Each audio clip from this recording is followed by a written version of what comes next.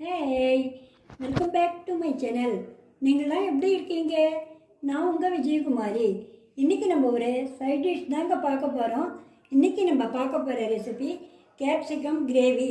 இது சாப்பிட ரொம்ப டேஸ்ட்டாக இருக்குங்க. இந்த வாசனை பிடிக்காதவங்களுக்கு கூட இந்த கிரேவியோட தொட்டுன்னு சாப்பிட ரொம்ப நல்லா இருக்கும். விரும்பி சாப்பிடுவா. செய்யறதும் ஈஸிங்க.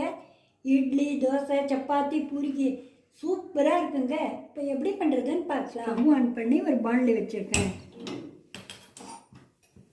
அதில் ஒரு ஸ்பூன் எண்ணெய், ஒரு 2 ஸ்பூன் தனியா, ஒரு ஸ்பூன் சீரகம்,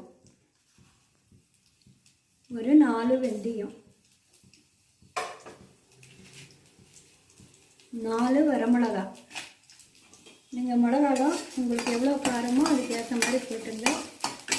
இதெல்லாம் நல்லா தனியா சீரகம்லாம் நல்லா செவந்து வரணும். வாசனை வர வரைக்கும் வறுக்கணும். ஒரு 4 வெள்ளை எள்ளு, ஒரு புடி வறுத்த வேர்க்கடலைங்க. இதை போட்டு வறுத்துக்கணும். வறுக்காதா வறுத்துக்குங்க. நல்லா சவக்க வறுக்கணும். அப்போ தான் அது நல்லா வாசனையாகவும் இருக்கும், டேஸ்ட்டாகவும் இருக்கும் இந்த கிரேவி. இப்போ இதில் ஒரு புடி கருவேப்பிலை, பச்சை கருவேப்பிலை, எல்லாம் நல்லா செவந்து தனியா மிளகாலாம் நல்லா வாசனை வருதுங்க. இப்போ கேஸை ஆஃப் பண்ணிடலாம். இதெல்லாம் ஆறிட்டுங்க. இந்த மிக்ஸி ஜார் எடுத்து அதில் போட்டுக்கலாம். இதுலேயே கொஞ்சம் கொத்தமல்லி, ஒரு துண்டு இஞ்சி, ஒரு 10 பல்லு பூண்டுங்க.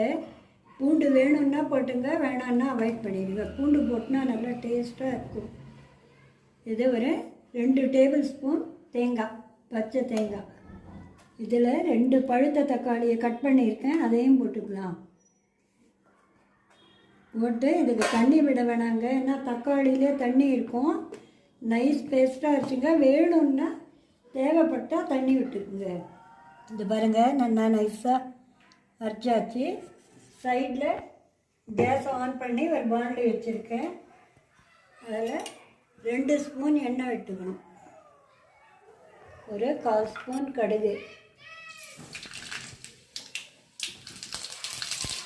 ஒரு 1/2 ஸ்பூன் கடலைப்பருப்பு, 1/2 ஸ்பூன் உளுத்தம்பருப்பு, 2 சீரகம்,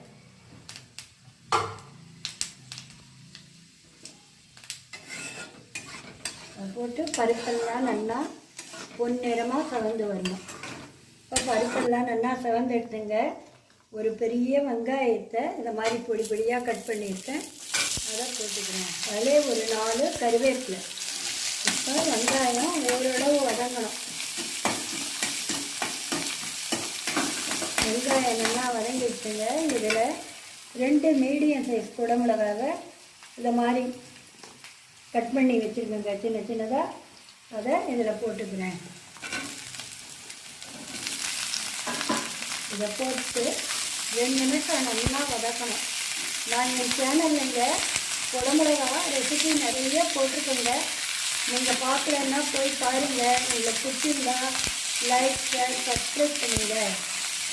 இந்த கிரேவி சாப்பிட ரொம்ப சூப்பராக இருக்கும். சாதத்தோடும் கசஞ்சு சாப்பிட்டோம்னா சப்பாத்தி, பூரி, இட்லி, தோசைக்கும் ரொம்ப நல்லா இருக்குங்க.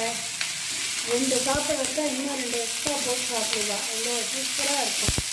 உங்கள் குழந்தைங்களுக்கு செய்து கொடுங்க, உடம்புக்கும் நல்லது, டேஸ்ட்டாகவும் இருக்கும். இது 2 நிமிஷம் நல்லா வதக்கியாச்சுங்க. இதில் ஒரு 1/2 ஸ்பூன் பெருங்காயப்பொடி,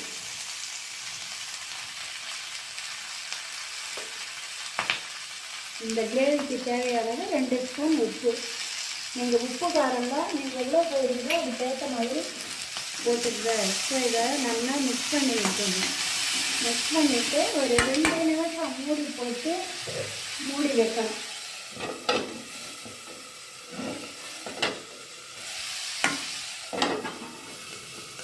ஒரு 2 நிமிஷம் இதை நல்லா வெந்துடுத்துங்க.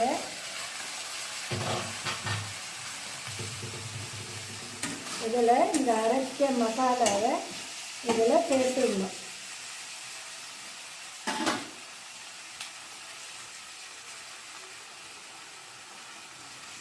உங்களுக்கு எந்த அளவு கிரேவி வேணுமோ திக்காக வேணும்னா கொஞ்சமாக தண்ணி கொட்டிக்கோங்க.